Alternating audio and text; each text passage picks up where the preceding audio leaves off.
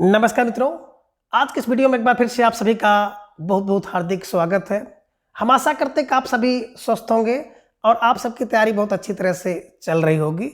मित्रों, आज के इस वीडियो में हम प्रश्नोत्तरी भाग 6 के अंतर्गत कुछ महत्वपूर्ण प्रश्नों को व्याख्यात्मक तरीके से हल करेंगे और उन्हें ट्रिक की सहायता से भी याद करने का प्रयास करेंगे। तो जैसा कि स्क्रीन पर आप देख रहे हैं, प्रश्न संख्या 136 विनय पत्रिका के रचयिता का नाम है, यानी कि विनय पत्रिका की रचना किसने की है। विकल्प ए सूरदास जी ने, विकल्प बी कबीरदास जी ने, विकल्प सी तुलसीदास जी ने और विकल्प डी की बात करें तो केशव दास जी ने।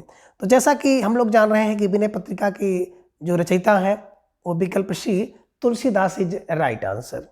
बात करें तुलसीदास जी की इसके अलावा भी ढेर सारी रचनाएं आप देखते होंगे कि रामचरितमानस है, कवितावली है, गीतावली है ना, वैराग्य रामायण है।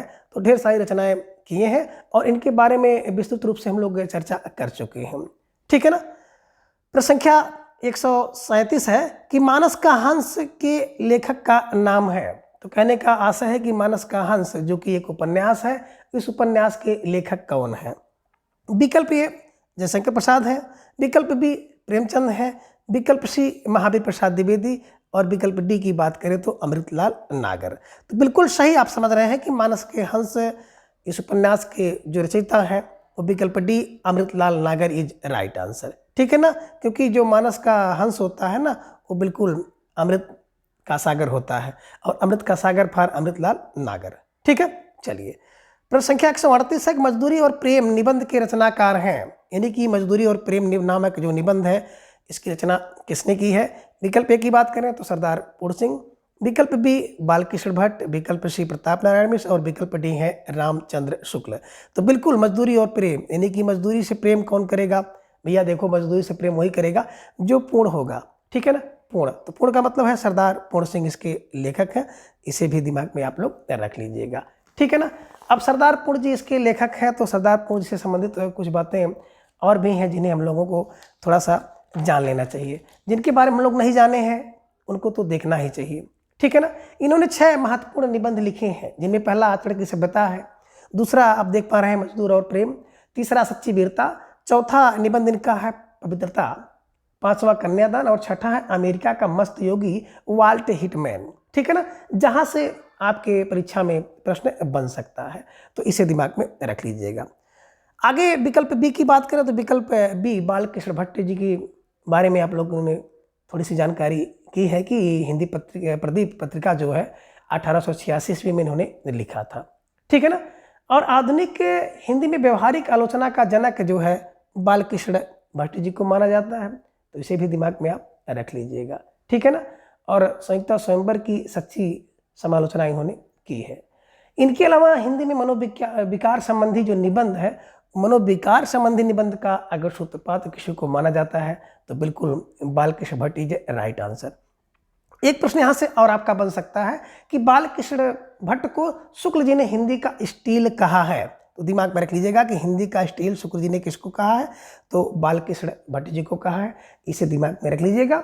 और इनके कुछ निबंध हैं जैसे चंद्रोदय है, संसार का महानाटक साला है, संसार महानाटक साला है ना, प्रेम के बाग का सैलानी एक इनका निबंध है और साहित्य जनसमूह के हृदय का विकास एक इनका निबंध आप देख सकते हैं, है ना। मेला ठेला एक इनका निबंध है, बाल विवाह इनका है, प्रतिमा है, ठीक है ना। तो इसे दिमाग में रखिएगा। बात करें विकल्प सी प्रताप नारायण मिश्र की, तो प्रताप नारायण मिश्र जी का अभी चर्चा अब तक हम लोग नहीं किए थे, इसलिए थोड़ी सी चर्चा यहाँ पर हो जानी चाहिए, ठीक है ना। अब इन्हें बालकृष्ण भट्ट को अभी आपने देखा कि इन्हें तो हिंदी का स्टील कहा, तो प्रताप नारायण मिश्र को शुक्ल जी ने हिंदी का एडिशन कहा है। तो पहला प्रश्न बन सकता है कि निम्नलिखित में से किसे हिंदी का एडिशन कहा जाता है, तो एडिशन प्रताप नारायण मिश्र जी को कहा जाता है। किसने कहा है, शुक्ल जी ने कहा है।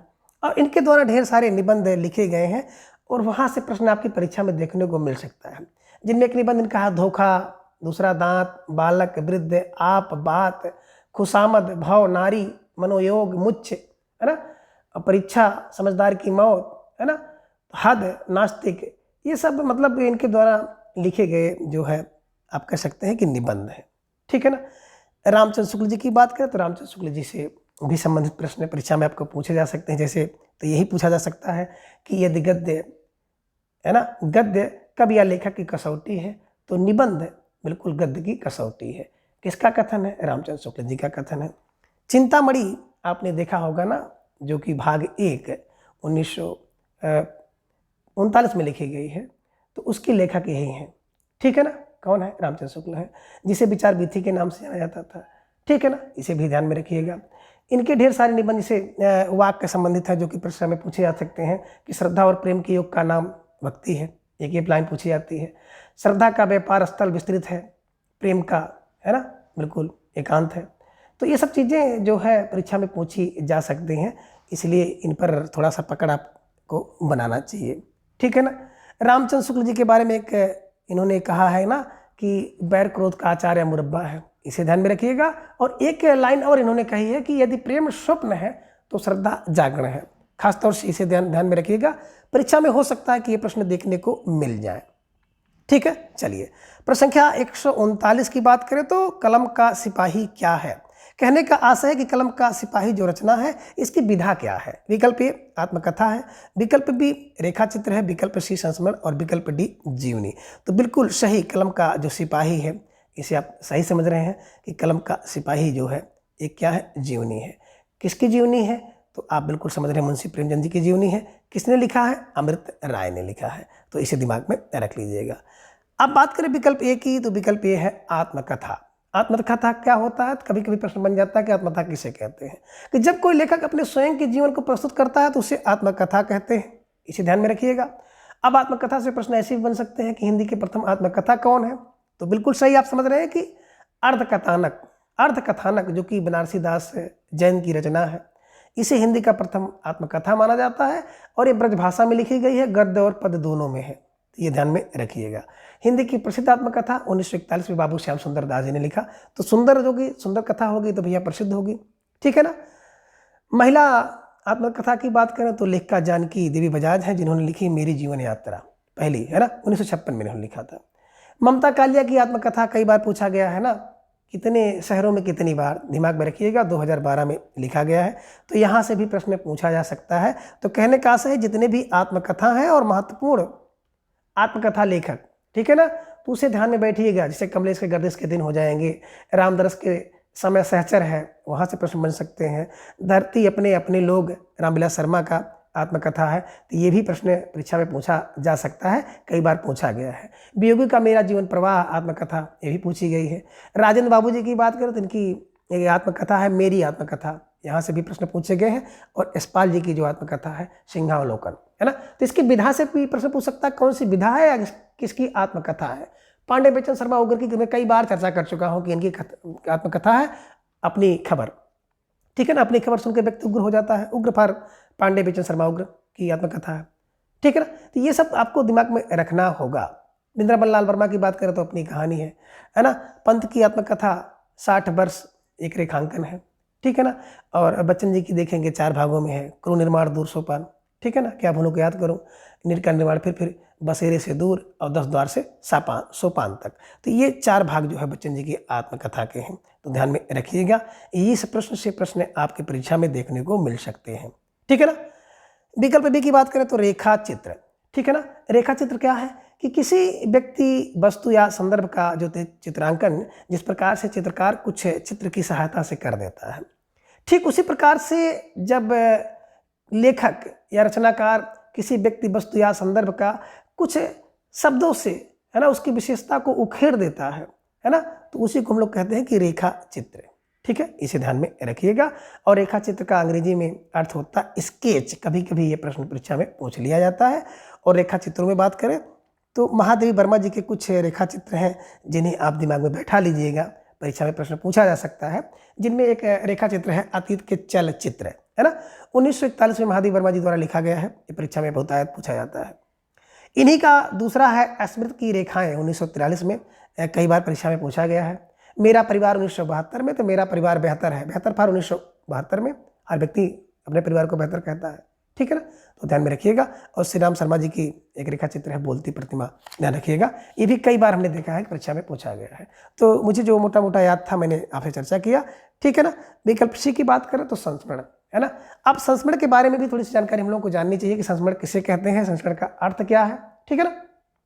तो जब लेखक अपने निकट संपर्क में आने वाले किसी महान या विशिष्ट, है ना, या विचित्र, प्रिय, आकर्षक व्यक्ति की, घटना की या दृश्य की स्मृति के सहारे क्या करता है, पुनः कल्पना करके उसको मूर्त करता है, तो वही संस्मरण कहलाता है, ठीक है ना। तब वह संस्मरण कहलाता है। और हिंदी का प्रथम संस्मरण की बात अगर की जाए तो इससे भी प्रश्न बन सकता है, ठीक है ना। पदम पराग पदम सिंह शर्मा जी द्वारा लिखा गया है। अभी हाल ही में जब हम लोग फटाफट रिवीजन कर रहे हैं तो उसमें यह प्रश्न आया था, ठीक है ना। तो दिमाग में रख लीजिएगा, हिंदी का प्रथम संस्मरण, है ना, पदम पराग पदम सिंह शर्मा। श्री राम शर्मा का शिकार साहित्यिक है। महादेव वर्मा का है जो है पथ के साथी, 1956 में उन्होंने लिखा है। राम वृक्ष बेनीपुरी का संस्मरण है जंजीरें और जीवारें, है ना। तो जंजीर और दीवार वृक्ष में बांधी जाती है, तो दिमाग में रखिएगा। और सेठ गोविंद दास जी का रेखा संस्मरण है स्मृति के कारण, ठीक है ना।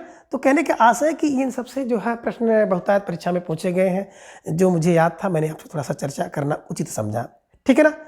अब प्रश्न संख्या 39 का विकल्प डी जीवनी की बात करें तो बिल्कुल जीवनी को भी आपको दिमाग में बैठाना है कि जीवनी किसे कहते हैं, जीवनी का क्या अर्थ होता है, ठीक है ना। और इस यहाँ से प्रश्न कैसे आपकी परीक्षा में देखने को मिलते हैं, क्या है कि किसी महान व्यक्ति के जन्म से लेकर मृत्यु तक की जो घटना होती है उसको कालक्रम के अनुसार, है ना, प्रस्तुत करना कि उस व्यक्ति का व्यक्तित्व निखर उठे, वही जीवनी कहलाता है। हिंदी के प्रथम जीवनी की बात करें तो गोपाल शर्मा शास्त्री द्वारा 1881 ईस्वी में दयानंद दिग्विजय नाम से पहली जीवनी लिखी गई है। यहाँ से प्रश्न और बन सकता है, कई बार हमने देखा है, घनश्याम दास बिरला की जीवनी है बापू। राम वृक्ष बेनीपुरी द्वारा लिखी गई जीवनी है ना, जयप्रकाश नारायण की जीवनी 1951 में लिखा गया है। राहुल सांकृत्यायन की बात करें तो इन्होंने दोनों जीवनी लिखी है, कार्ल मार्क्स की जीवनी और लेनिन की जीवनी। तो ये सब चीज़ें दिमाग में रखने योग्य होती हैं, यहाँ से परीक्षा में प्रश्न पूछा जा सकता है। तो बिल्कुल आप सही समझ रहे हैं, कलम का सिपाही जो है एक जीवनी है, ठीक है ना। किसकी, मुंशी प्रेमचंद की। किसने लिखा है, अमृत राय जी ने लिखा है, जो कि इनके पुत्र बताए जाते हैं। तो यहाँ से भी प्रश्न पूछने की संभावना आपकी परीक्षा में बन जाती है। आगे है प्रश्न संख्या 140, दुख ही जीवन की कथा रही, क्या कहूँ आज जो नहीं कही। प्रस्तुत पंक्तियों के रचयिता का नाम है। कहने का आशय है कि ये पंक्ति किसकी है।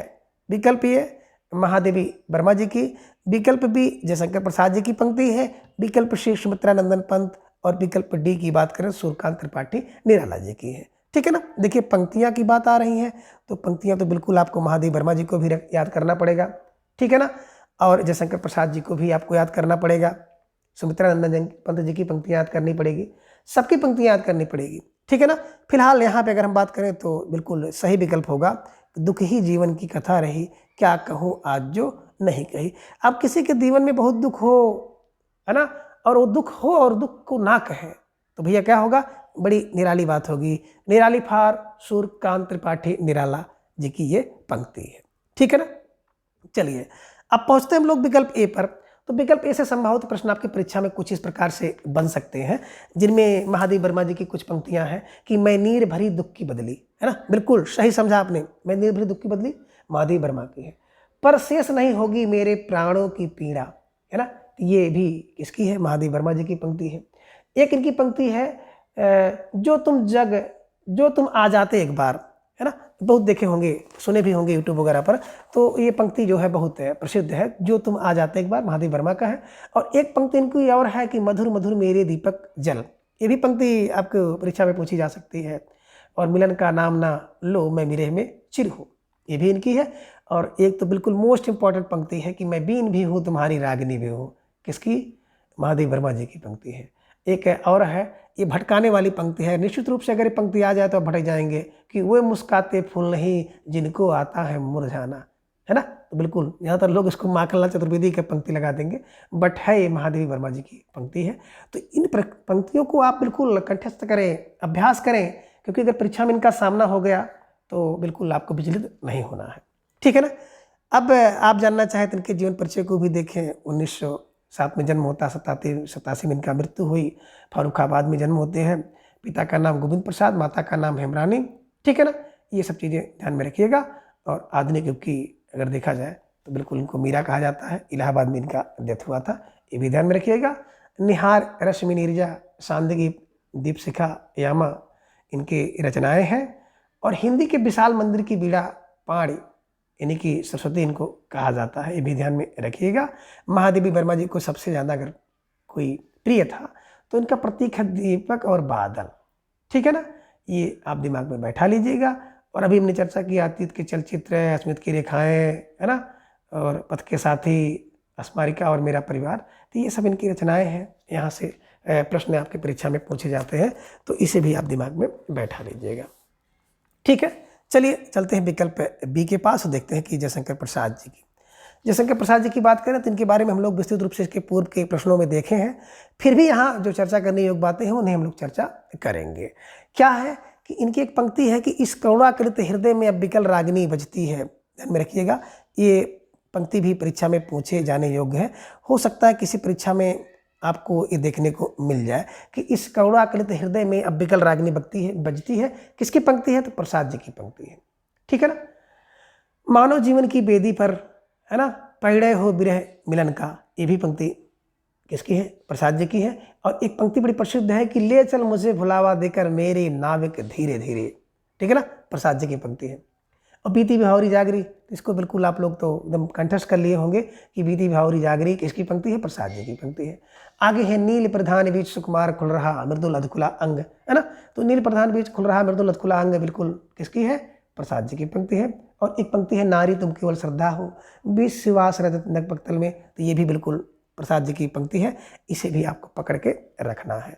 अब प्रसाद जी के बारे में ढेर सारी जानकारी आगे के प्रश्नों में हम लोग चर्चा कर चुके हैं, तो यहाँ बहुत उचित नहीं है, क्योंकि नहीं तो बहुत लंबी व्याख्या हो जाएगी, ठीक है। विकल्प सी की बात करें तो पंत जी से भी ढेर सारे प्रश्न आपकी परीक्षा में पूछे जा सकते हैं, ठीक है ना। सबसे पहले प्रश्न तो आपको यही बन सकता है कि प्रकृति के सुकुमार कवि बिल्कुल पंत जी हैं। जन्म 1900 में होता है, 1977 में इनका देहांत हुआ कौसानी अल्मोड़ा में। मृत्यु इलाहाबाद में हुई है, इसे ध्यान में रखिएगा। और मूल नाम इनका गोसाई दत्त है। प्रथम कविता गिरजा का घंटा 1916 में लिखा है। और प्रथम छायावादी कवि इनकी है उच्छ्वास, अंतिम गुंजन, ठीक है ना। लोकायतन एक महाकाव्य है जिसमें महात्मा गांधी जी के जीवन पर आधारित है, इसे ध्यान में रखिएगा। और महत्वपूर्ण कविताओं का जो इनका संकलन है वो चिदम्बरा नाम से है। और इसी चिदम्बरा पर पहली बार, है ना, साहित्य में देखा जाए खासतौर से हिंदी का, है ना, ज्ञानपीठ पुरस्कार मिला है 1968 में, पंत जी को मिला है और चिदम्बरा पर मिला है, तो इसे भी आप ध्यान में रखिएगा, ठीक है ना। पल्लव की भूमिका को छायावाद का प्रथम घोषणा पत्र, का से पल्लव, पा से पंत, पा से प्रथम घोषणा पत्र, ध्यान में रख लीजिएगा। संवेदनशील इंद्रिय बोध के कवि कहे जाते हैं, अरविंद दर्शन से प्रभावित है। इनकी दो पंक्तियां बड़ी प्रसिद्ध हैं कि सुंदर है विहग सुमन सुंदर मानो तुम सबसे सुंदरतम। तो ये पंक्ति हो सकता है कि कहीं आपसे सामना हो जाए। और एक पंक्ति और आती है कि तुम वहन कर सको जन मन में मेरे विचार, है ना, और लाली मेरी चाहिए तुम्हें क्या उपहार। तो ये सब कहने का आशय है कि महत्वपूर्ण पंक्ति है, हो सकता है कि परीक्षा में पूछ ली जाए, तो अपनी तैयारी इस तरह से आपको करनी है। विकल्प डी की बात करें तो सूर्यकांत त्रिपाठी निराला, है ना। अब निराला जी से संबंधित भी कुछ प्रश्न आपकी परीक्षा में पूछे जा सकते हैं, जिनमें एक पंक्ति है कि है अमा निशा उगलता गगन घन में जैसे विद्युत, है ना, जागी पृथ्वी तनया कुमारी का छवि अंधकार, धिक जीवन पाता जो आया विरोध, इसे दिमाग में रखिएगा। धिक जीवन जो पाता आया विरोध, धिक साधन जिसमें लिए सदा ही, है ना, क्रिया शोध। तो धिक जीवन जो विरोध पाएगा भैया वो बात निराली होगी, पूरे जीवन भर कोई विरोध है पावे तो बात निराली होगी। और इन्हीं की भी आपने इसके ऊपर वाली पंक्ति देखा है, ठीक है ना, तो इसे भी दिमाग में रख लें। होगी जय होगी, है ना, होगी जय होगी हे पुरुषोत्तम नवीन, यह कहकर महाशक्ति राम के बदन में हो गई लीन। तो ये भी आप ध्यान में रखिएगा, राम की शक्ति पूजा से इनकी पंक्ति है, परीक्षा में पूछी जाती रही है, ठीक है। तो इन सबको देख लीजिएगा। और निराला जी के बारे में इसके पूर्व के प्रश्न हम लोगों ने विस्तृत रूप से देख लिया है, तो बहुत ज़्यादा यहाँ पर डिस्कस करने की आवश्यकता नहीं है। प्रश्न संख्या 141 है कि हिंदी की पहली कहानी लेखिका का नाम, ठीक है ना। तो बिल्कुल विकल्प ये बंग महिला, यानी कि हिंदी में पहली जो कहानी लिखने वाली महिला कौन है? विकल्प ए बंग महिला, विकल्प बी सत्यवती, विकल्प सी चंद्रकिरण और विकल्प डी है बिल्कुल चंद्रकांता। तो देखिए, बात करें हिंदी की पहली लेखिका की तो बंग महिला है, और इन्हीं बंग महिला का एक अन्य नाम है राजेंद्र बाला घोष। तो इसे दिमाग में आप रख लीजिएगा कि या तो विकल्प में आपको बंग महिला मिलेंगी या तो राजेंद्र बाला घोष मिलेंगी। कभी कभी प्रश्न ये बन जाता है कि बंग महिला का मूल नाम राजेंद्र बाला घोष या राजेंद्र बाला घोष का किस नाम से जाना गया है, बंग महिला के नाम से जाना जाता है। हिंदी की पहली कहानी लेखिका है।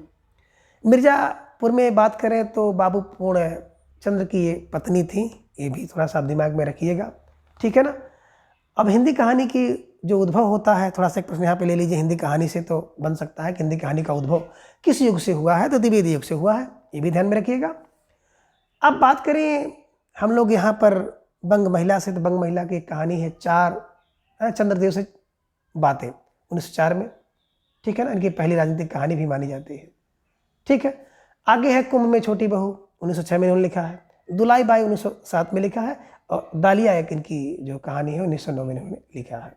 तो कभी कभी हम लोग ट्रिक में ऐसे याद कर लेते हैं ना कि चंद्रदेव से कुंभ में दुलाई वाली दालिया ली, ठीक है ना। चंद्रदेव से 4 बातें 1904 में लिखी गई, ठीक है ना। कुंभ में छोटी बहू मिली 6, अच्छी है। दुलाई बाई 7 रखती है, 7 1907 में, और दालिया 1909 में इनके द्वारा लिखे गए हैं। तो इसको भी आप दिमाग में रख लीजिएगा। अगर थोड़ा सा मैं बात करना चाहूँगा, हिंदी की कहानी से संबंधित एक प्रश्न और बनता है कि हिंदी की पहली कहानी को लेकर कभी कोई प्रश्न पूछ लिया जाता है, तो ध्यान में रखिएगा। हिंदी की पहली कहानी की बात करेगी तो एक प्रसंग आपका आता है इंदुमती को लेकर के, जो कि किशोरी गोस्वामी जी की रचना है। 1900 में शुक्ल जी ने इसे पहली कहानी माना है, तो इंदुमती किशोरी है ना, शुक्ल जी ने माना। दूसरी पढ़नी पढ़े 1887 में लिखी गई है, ये भी किशोरी जी की ही है, और बच्चन जी ने इसे पहली कहानी माना है। जमींदार का दृष्टांत एक रचना है जो कि 1871 में लिखा गया है, रेंड जे न्यूटन द्वारा लिखा गया, और राजेंद्र है ना की बात करें तो बड़वालिया जी ने इसको माना है कि हिंदी की पहली कहानी है। और एक टोकरी भर मिट्टी 1901 में लिखी गई है, माधवराव सप्रे द्वारा लिखी गई है। देवी प्रसाद वर्मा जी ने इसे हिंदी की पहली कहानी माना है। और ज़्यादातर विद्वान अगर देखा जाए आधुनिक शोध के अनुसार तो एक टोकरी भर मिट्टी 1901 में माधवराव सप्रे द्वारा लिखी गई कहानी है, इसे हिंदी की पहली कहानी माना जाता है। तो इन सब चीज़ों को आप दिमाग में बैठा लीजिएगा, ठीक है ना। एक कहानी प्रश्न पूछा जाता है 11 वर्ष का समय, कहानी के लेखक कौन है, तो बिल्कुल आप समझ लीजिएगा रामचंद्र शुक्ल जी की कहानी है, ठीक है ना। लक्ष्मी नारायण मिश्र जी ने इसको पहली कहानी मान लिया है ना, कि 11 वर्ष का समय हिंदी की पहली कहानी लक्ष्मी नारायण मिश्र जी ने माना है। तो इसको भी आप ध्यान में रख लीजिएगा, बहुत महत्वपूर्ण प्रश्न है, परीक्षा में पूछे जाने योग्य है, इसलिए हमने थोड़ा सा यहाँ पर इसका विस्तृत रूप से चर्चा किया। विकल्प बी की बात करें तो बिल्कुल आप सही समझ रहे हैं, सत्यवती की बात करें तो बिल्कुल है ना। आप देखेंगे जो प्रेम काव्य है, प्रेम काव्य के अंतर्गत सत्यवती है, जो कि इसके लेखक है ईश्वर दास, ठीक है। अगली रचना है अंगद पैज, और 1501 ईस्वी में लिखी गई रचना है, अवधी भाषा में है। दोहर चौपाई का प्रयोग इसमें किया गया है। हजारी प्रसाद द्विवेदी जी ने इसे प्रथम प्रेम आख्यान माना है, ध्यान में रख लीजिएगा, ठीक है ना। चंद्रकिरण के बारे में बहुत ज़्यादा जानकारी तो नहीं मिलती है, लेकिन चंद्रकांता की बात करें तो चंद्रकांता है ना, इसके लेखक है देवकीनंदन खत्री, जो कि एक उपन्यास है, ध्यान में रख लीजिएगा। तो इस प्रकार से मोटे माटे चारों विकल्पों को देखते रहिएगा, हो सकता है कोई प्रश्न आपकी परीक्षा में पड़ जाए तो आपका प्रश्न वहाँ से बन जाए। प्रश्न संख्या 142 है, खड़ी बोली के सर्वप्रथम लोकप्रिय कवि कौन माने जाते हैं। कहने का आशय यह है कि खड़ी बोली का सबसे पहले लोकप्रिय कवि कौन है इन विकल्प के अनुसार। विकल्प ए रामधारी सिंह दिनकर, विकल्प बी सूर्यकांत त्रिपाठी निराला, विकल्प सी मैथिली शरण गुप्त, और विकल्प डी है अयोध्या सिंह उपाध्याय हरि अवध। बिल्कुल आप सही समझ रहे हैं, इस विकल्प के अनुसार विकल्प डी अयोध्या सिंह उपाध्याय हरि अवध जी है ना, खड़ी बोली हिंदी के सर्वप्रथम लोकप्रिय कवि हैं, इसे ध्यान में रख लीजिएगा, ठीक है ना। अब बात करें यहाँ पे रामधारी सिंह दिनकर जी, तो रामधारी सिंह दिनकर जी से संबंधित कुछ प्रश्न आपकी परीक्षा में पूछा जा सकता है कि मूल नाम रामधारी सिंह इनका है, दिनकर इनको उपाधि मिली, ठीक है ना। अब रामधारी सिंह दिनकर जो है राष्ट्रीय सांस्कृतिक चेतना तथा प्रगतिवादी चेतना के कवि हैं। रामधारी सिंह दिनकर को समय सूर्य भी कहा जाता है, और आधैर्य का कवि इनको कहा जाता है। इनकी रचनाओं की बात करें तो इनकी रचना है रेणुका, होंकार, रसवंती, दुंदगीत, कुरुक्षेत्र है ना, 1946 में हमने बताया था कुरुक्षेत्र में चौका छक्का लगाना चाहिए। सामधेनी रसप्रसी, नील कुसुम, है ना, दिल्ली एक रचना इनकी उर्वशी भी है, इसे ध्यान में रखिएगा, है ना। परशुराम की प्रतिज्ञा, आत्मा राम की आंखें, हारे को हरिनाम, धूप और धुआं, नीम के पत्ते, तो ये सब में आप इतिहास के आंसू, है ना। तो ये सब रचनाएं जो है रामधारी सिंह दिनकर जी की हैं, ध्यान में रखिएगा, कभी कभी परीक्षा में पूछ लिया जाता है, ठीक है ना। तो इन्होंने क्या कहा है कि मैथिली शरण गुप्त के सामने स्वयं को महज डिप्टी राष्ट्रपति कहा है, ठीक है ना।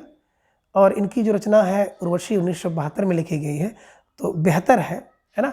इस कारण से इसे 1972 ईस्वी में ज्ञानपीठ पुरस्कार मिला हुआ है, जो कि गीत नाट्य है, इसे भी ध्यान में आप रख लीजिएगा, ठीक है। विकल्प बी सूर्यकांत त्रिपाठी निराला जी से संबंधित प्रश्नों की चर्चा हम लोग इसके पूर्व में कर चुके हैं, इसलिए इन्हें बहुत व्याख्यात्मक जाने की कोई आवश्यकता नहीं है। मैथिली शरण गुप्त जी की बात करें तो मैथिली शरण गुप्त को भी हम लोग विस्तृत से आगे वाले प्रश्नों में कर लिए हैं, तो वहाँ से आप अच्छी तरह से पढ़ लिए होंगे। आई थिंक मुझे यहाँ पे कोई बहुत ज़्यादा इसको बढ़ाने की आवश्यकता नहीं है, ना तो व्याख्या करने की ज़रूरत है। आदर्श उपाध्याय हरिवंश जी के संबंधित जब आप पढ़ रहे थे प्रसंख्या 155 पर, तो आई थिंक प्रसंख्या 55 पे हम लोग इसको विस्तृत रूप से व्याख्यात्मक रूप से हल किए हैं, वहाँ पर जाकर के आप देख सकते हैं और देखे भी होंगे, ठीक है।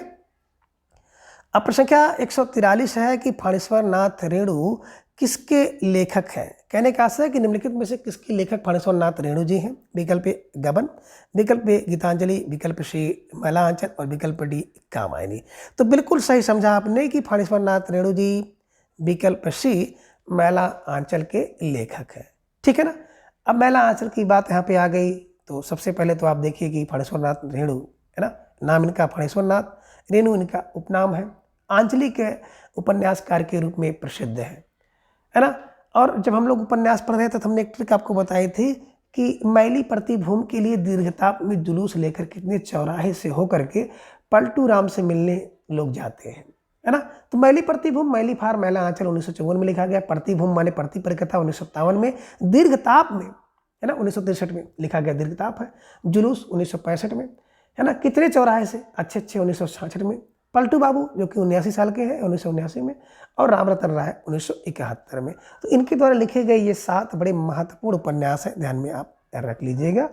यहाँ से उपन्यास से संबंधित प्रश्न जो पूछे गए तो बन जाते परीक्षा में, ठीक है ना। गीतांजलि की बात करें तो गीतांजलि रविन्द्रनाथ टैगोर जी की रचना है, इसे ध्यान में रखिएगा। और गबन की बात करें तो बिल्कुल गबन, है ना, कब होता है 1931 में। गबन किसका? प्रेमचंद का। जब कोई व्यक्ति बहुत प्रेम करेगा किसी के लिए तो गबन कर सकता है, तो दिमाग में रख लीजिएगा, प्रेम में गबन होता है, ठीक है ना, दिमाग में रखिएगा। और कामायनी की बात करें तो भैया कामना करते हैं हम लोग 3-5 ना हो, 1935 में जयशंकर प्रसाद जी की रचना है कामायनी के 15 सर्ग आपको सब बिल्कुल विस्तृत रूप से बताया गया है, इसके पूर्व के प्रश्नों में आपने देखा होगा, ठीक है ना।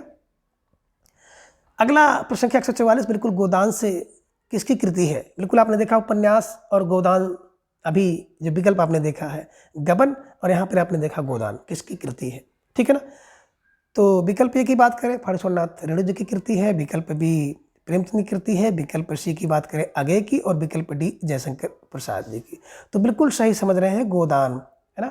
गोदान कोई व्यक्ति करेगा तो ऐसे नहीं करता है ना, गोदान, गो का दान करेगा भैया प्रेम से करो, गोदान प्रेम से। प्रेम फार प्रेमचंद कब किया गया? 1936 में, है ना। 36 यत्न करके, 36 कोशिश करके क्या करो भैया, गो का दान करो, गाँव का दान करो, प्रेम से। प्रेम फार प्रेमचंद 1936 में गोदान उन्होंने लिखा है, ठीक है। तो प्रसंख्या 144 का विकल्प B Premchand is the right answer, ठीक। तो अब बात करें फाणेश्वर नाथ रेणु का, तभी आपने चर्चा देखा, इनके जितने भी उपन्यास है चर्चा किया गया। प्रेमचंद जी की बात की जाए तो प्रेमचंद जी के शिवा प्रेमारंग में, काया निर्मल हुई, गबन में, परम कर्म भूमि में, गोदान आया, मंगलसूत्र में बध गए प्रेम, ये सारे के सारे उपन्यास बिल्कुल प्रेमचंद जी के हैं। और प्रेमचंद जी से संबंधित कुछ प्रश्न और भी हैं जो परीक्षा में पूछे जा सकते हैं, बहुत महत्वपूर्ण है, ठीक है ना। पहला प्रश्न बन सकता है कि 1880 में इनका जन्म हुआ, 80 में मुंशी, 1936 में इनका देहांत हुआ, ध्यान रखिएगा। मूल नाम इनका धनपत राय था, नवाब राय नाम से लिखते थे, पिता का नाम अजायब राय था, ध्यान में रखिएगा। पत्नी शिवरानी, पुत्र की बात करें तो अमृत राय है। दया नारायण निगम ने इन्हें जो है प्रेमचंद नाम दिया है। ये आदर्शोन्मुख यथार्थवादी लेखक हैं, ध्यान में रखिएगा। उपन्यास सम्राट की संज्ञा इन्हें दी गई है, इसको भी आप ध्यान में रखते हुए चलिएगा। ठीक है ना। अब इनके उपन्यास की बात करें तो इनका उपन्यास है देव स्थान रहस्य 1905 में लिखा है ना, जिसमें मंदिर और तीर्थों के भ्रष्टाचार पर उन्होंने कलम चलाई है। प्रेमा 1907 में लिखा गया, विधवा विवाह की समस्या इसमें है, तो ये प्रेमा से पूछा जा सकता है कौन सी समस्या है, तो विधवा विवाह। सेवा सदन 1918 में, सेवा सदन में 18 लोग रहते हैं, 18 जन, महाभारती कथा है ना, वैसा जीवन का आधारित है, ठीक है ना। आगे एक देखेंगे इनकी वरदान रचना है 1921 में, प्रेम विवाह का समस्या इसमें दिखाई गई है ना। वरदान के अलावा एक रचना इनकी देखेंगे रंगभूमि 1925 में, रंगभूमि में तू पहुँच 1925 में लिखा गया। निर्मला 1927 में लिखा गया है, दहेज एवं अनमेल का बात इसमें की गई है। गबन 1931 में मध्यवर्गीय जीवन की असंगति दिखाई गई है। और कर्मभूमि की बात हम लोग करते हैं ना, कर्मभूमि में क्या करो तन मन धन तीनों से 33 में लिखी गई, ठीक है ना। गोदान 36 में, कि यानी कि 36 प्रकार के इतने करके गोदान करो, प्रेम से करो, जो कि भी आप देखे हैं। मंगलसूत्र 1948 में लिखा गया, अधूरा था है ना, क्योंकि उसको इनके पुत्र है ना, पुत्र ने पूरा किया। चलिए अब बात करते हैं अगे जी का। तो अगे जी यानी कि विकल्प सी एक उपन्यासकार है और प्रौढ़ मनोवैज्ञानिक उपन्यासकार है। पूरा नाम सच्चिदानंद हिरन बासेन अगे है ना, और अगे इनको उपाधि मिली है। इनके बात करें उपन्यास की तो इनके उपन्यास है शेखर एक जीवनी, जिसे 1940 में और दूसरा भाग 1944 में लिखा गया, ठीक है ना। आगे है कि इनका एक उपन्यास है नदी के द्वीप 1951 में, अपने अपने अजनबी 1961 में। तो एक ट्रिक बना लिया गया मोटा मोटा कि शेखर एक नदी के द्वीप पर अपने अपने अजनबी से मिलता है, ठीक है ना। 3 उपन्यास, शेखर एक जीवनी 1944 में, नदी के द्वीप पर 51 द्वीप है ना, अपने अपने अजनबी 1961 में। और इनका जो उपन्यास है जिसे आप देख रहे हैं शेखर एक जीवनी, तो प्रकाशमान पुच्छल तारा कहा गया इसे। ये फ्लैशबैक पद्धति पर लिखा गया उपन्यास है, इसे ध्यान में रख लीजिएगा। विकल्प डी की बात करें तो जयशंकर प्रसाद जी को आप देख पा रहे हैं, और जयशंकर प्रसाद जी के कुछ उपन्यास बड़े प्रसिद्ध हैं है ना। जन्म 1889 1937 में, देवी प्रसाद के पिता हैं, मुन्नी देवी इनकी माता है, और मोहनी लाल इनके गुरु हैं। बचपन का नाम झारखंडी है, इसे भी आप देखे होंगे, कई बार देख चुके हैं है ना। छायावाद के ब्रह्मा है, हिंदी के प्रगतवादी एवं यथार्थवादी आप कह सकते हैं कि उपन्यासकार है, इसे ध्यान में रख लीजिएगा, ठीक है ना।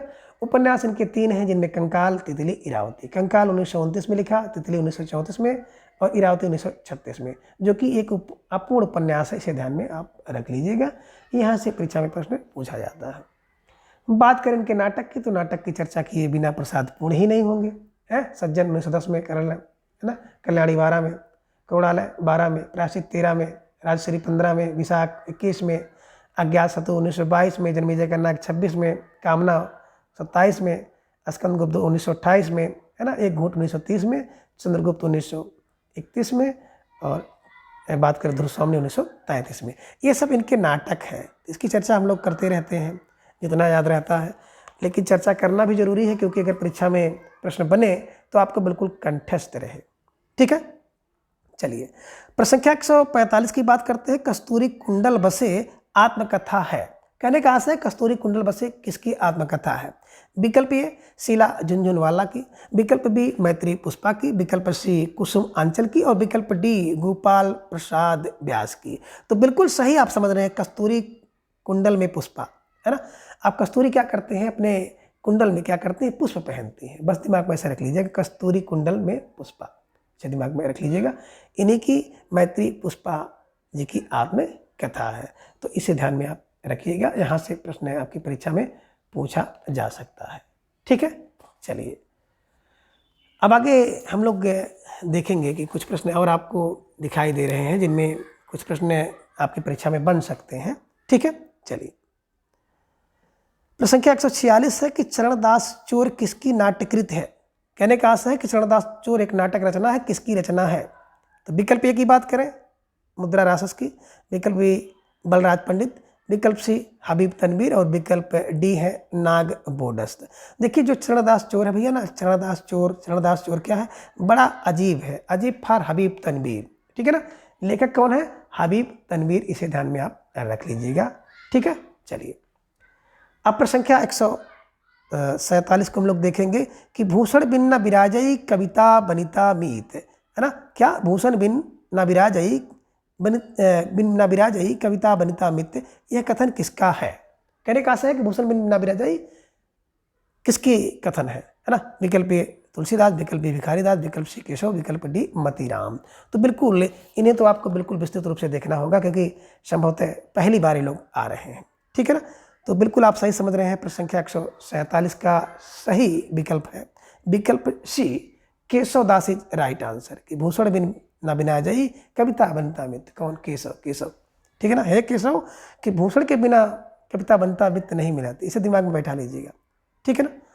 बात करें विकल्प ए, तो तुलसीदास जी के बारे में आप लोगों ने विस्तृत रूप से देखा है, कई बार देखा है, यहाँ इनकी विस्तृत व्याख्या करने की कोई जरूरत नहीं। विकल्प बी की बात करें तो भिखारीदास, थोड़ा सा देख लीजिए कि जन्म 1728 ईस्वी में, मृत्यु 1750 ईस्वी में हुआ है। इनकी रचना है नामकोश। अगला है रस सारांश चंद्राड़व पिंगल, और काव्य निर्णय श्रृंगार निर्णय। तो देखिए काव्य का निर्णय कौन लेता है? बड़ी प्रसिद्ध रचना है, परीक्षा में कई बार पूछी गई है। काव्य का निर्णय भिखारी लेते हैं, श्रृंगार का निर्णय भिखारी लेते हैं, भिखारी दास की है। और विष्णु पुराण की भाषा भिखारी बताते हैं, भिखारी दास। शतरंज शतका कौन खेलेगा भैया? बोले भिखारी खेलेंगे, भिखारी दास की रचना है। और अमर कोश किसका है? बोले सर भिखारी का है। तो यानी कि भिखारी दास की रचना है अमर कोश, इसे भी ध्यान में आप बैठा लीजिएगा। विकल्प सी केशवदास जी की बात करें तो बिल्कुल इनकी चर्चा हम लोग इसके पूर्व जो प्रश्न क्या पढ़ रहे थे 53 में हम लोग इसका विस्तृत व्याख्या किए हैं, आपने उसको देखा होगा, नहीं देखे हैं तो उसको आप देख सकते हैं। ठीक है ना। अब विकल्प डी की बात करें तो विकल्प डी मतीराम है ना। तो मतीराम के बारे में कुछ प्रश्न ऐसे भी हैं जो परीक्षा में पूछे गए हैं। सबसे पहले तो जान लीजिए कि चिंतामणि एवं भूषण के सहोदर हैं, यानी कि भाई हैं। इनकी जो रचनाएं हैं जिनमें फूल मंजरी है ना, तो फूल मंजरी की रचना इन्होंने किया था जहांगीर के आश्रयदाता में, दिल्ली में। 60 दोहों में किसी एक फूल का वर्णन किया गया है। कभी कभी पूछा लेता है कि निम्नलिखित में से कौन सी रचना में एक फूल का वर्णन किया गया है? ठीक है ना। तो फूल मंजरी है। रसराज 1963 में लिखा गया, श्रृंगार परक रचना है। ललित ललाम इनकी रचना है जो कि बूंदी से लिखा है, भाव सिंह हाड़ा उस समय इनके आश्रयदाता थे। 1964 में इन्होंने लिखा, अलंकार का निरूपण है। सतसई है ना, मतीराम ने एक सतसई भी लिखी है, ध्यान में रखिएगा। ठीक, अलंकार पंचाशिका भी इन्होंने लिखा है, वृत्त कौमुदी भी इन्होंने लिखा है। तो इस प्रकार से इन रचनाओं से संबंधित प्रश्न आपकी परीक्षा में कभी कभी देखने को मिल जाते हैं, तो इसे भी आप ध्यान में रखिएगा। ठीक है, चलिए प्रश्न संख्या 148 को देखते हैं। ज्ञान मार्गी शाखा के कवियों को किस नाम से पुकारा जाता है? ज्ञान मार्गी कवियों, कहने का से ज्ञान मार्गी कवि अन्य किस नाम से पुकारा जाता है? तो विकल्प ए सिद्ध कवि, विकल्प बी नाथपंथी कवि, विकल्प सी भक्ति कवि, और विकल्प डी है तो संत कवि। तो बिल्कुल सही समझ रहे हैं। ज्ञान मार्गी जो कवि थे उनको एक अन्य नाम संत कवि इज राइट आंसर। तो कहने का आशय है कि प्रश्न संख्या 48 ज्ञान मार्गी शाखा के कवियों का एक अन्य नाम था संत कवि। तो विकल्प डी इज राइट आंसर। ठीक है। प्रश्न संख्या 149 है कि इन मुसलमान हरिजन पर कोटिक हिंदुक वारिये, यह कथन किसका है? कहने का आशा है कि ये कथन कहा गया है किसी के द्वारा कि इन मुसलमान हरिजन कोटिक हिंदू वारिये, किसका कथन है? विकल्प ए रसकान का, विकल्प बी भारतचंद्र हरिश्चंद्र का, विकल्प सी परशुराम चतुर्वेदी का, और विकल्प डी है सूर्यकांत त्रिपाठी निराला का। तो कहने का आशा है किसके विषय में कहा गया है? तो बिल्कुल सही समझ रहे हैं। अगर पूछ रहे हैं किसके विषय में, तो रसखान के विषय में कहा गया है। किसने कहा है, यानी कथन किसका है? तो विकल्प B Bharatchandra Harishchandra is right answer. प्रश्न संख्या 149 का विकल्प बी इज राइट आंसर। ठीक है ना। किसके विषय में कहा गया है? तो बिल्कुल आप ध्यान में रखिएगा, रसखान के विषय में कहा गया है। यही रसखान है जिनको रामचरितमानस तुलसीदास ने सबसे पहले सुनाया था। ठीक है, चलिए अगला प्रश्न है कि प्रश्न संख्या 150 अपभ्रंश का वाल्मीकि किसे कहा जाता है? विकल्प ए पुष्पदंत को, विकल्प बी धनपाल को, विकल्प सी शालभद्रसूर को, और विकल्प डी है शंभु को। तो बिल्कुल सही आप समझ रहे हैं कि प्रश्न संख्या 50 का कोई व्यक्ति स्वयं को वाल्मीकि कह सकता है। स्वयं फार शंभु है ना। अपभ्रंश का वाल्मीकि कौन है? स्वयं है, स्वयंभू। ठीक है ना। तो विकल्प 150 प्रश्न संख्या 150 का विकल्प D Shambhu is right answer. ठीक है ना। बात करें विकल्प ए की, तो पुष्पदंत के विषय से कुछ प्रश्न आपको परीक्षा में पूछे जा सकते हैं, खासतौर से इनकी रचना को लेकर के। ठीक है ना। इनकी रचना है जिसे आप कहते हैं कि 63 महापुरुष गुणा अलंकार। ठीक है ना। तो 63 महापुरुष गुणा अलंकार का एक अन्य नाम महापुराण है ना। अड़य कुमार चरित इनकी एक रचना है, और जसहर चरित इनकी एक रचना है, ये भी ध्यान में रख लीजिएगा। ठीक है ना। पुष्पदंत को हिंदी का भवभूत कहा जाता है और पुष्पदंत ने स्वयं को अभिमान मेरु कह दिया, अपने आप को काव्य रत्नाकर कहा, कवि कुल है ना तिलक भी कहे हैं। तो आदि उपाधियाँ इनको दी गई हैं, इसका भी आप ध्यान में रखिएगा।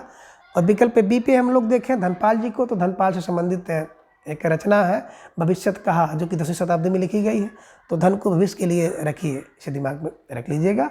और वाक्यपति राजमुंज के जो कवि हैं सभा रत्न थे, इसे भी ध्यान में रख लीजिएगा, जिन्होंने मुंज ने इन्हें क्या किया था, धनपाल जी को सरस्वती की उपाधि दिया था, ये भी ध्यान में रख लीजिएगा। विकल्प सी सालभद्र सूर्य जी हैं। तो सालभद्र सूर्य से संबंधित कुछ प्रश्न आपकी परीक्षा में मिल जाता है, जिनमें एक रचना है भारतेश्वर बाहुबली रास के लेखक सालभद्र सूर्य, इसे ध्यान में रखिएगा, ठीक है ना। और बात करें तो इनको जो है जैन का आदि कवि भी कहा जाता है, ठीक है ना। गणपत चंद्र गुप्त जी ने जो है सालभद्र सूर्य जी को हिंदी का प्रथम कवि माना है, ये भी ध्यान में रखिएगा। तो एक रचना इनकी बुद्धरास भी है, ध्यान में रख लीजिएगा। और विकल्प डी शंभू जी की बात करें तो बिल्कुल है ना, राम कुमार वर्मा जी ने इन्हें हिंदी का प्रथम कवि माना है। 783 इनका जन्म हुआ है। परपंची शंभू इनकी रचनाएं हैं, इन्हीं की पौमचरी, रिठड़ेमचरु, शंभू छांदस। शंभू को अपभ्रंश भाषा का अगर देखा जाए तो जड़ कहा जाता है।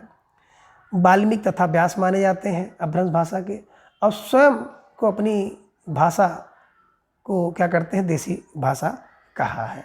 तो इस प्रकार से आपने जो है इन सभी प्रश्नों को देखा, व्याख्यात्मक रूप से देखा है, ट्रिक से भी देखा है, इन सबको याद कर सकते हैं। तो आज की इस वीडियो में बस इतना। अगली वीडियो में फिर हम इसके अगले भाग को जानेंगे। तब तक के लिए धन्यवाद, नमस्कार, बाय।